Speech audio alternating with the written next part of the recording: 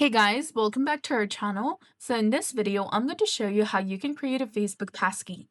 So first, you need to go ahead and open your Facebook application on your mobile device, log into your account, tap on the user icon or three lines in the top right corner of your screen.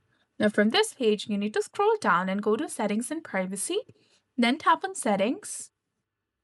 Once you're in the Settings section, you need to go ahead and open the Account Center from the top. Now scroll down and tap on Password and Security. You'll get three different sections of login and recovery, security checks, and end-to-end encrypted chats. Go to the login and recovery section and tap on Passkey that you will find below the saved phone number. Go ahead and tap on that. Now tap on Create a Passkey, which is highlighted in blue color, and then follow the on-screen instructions and enter your password to finish creating your passkey. So that's it for this video. I hope you found this video helpful. If you did, please like, share, and subscribe.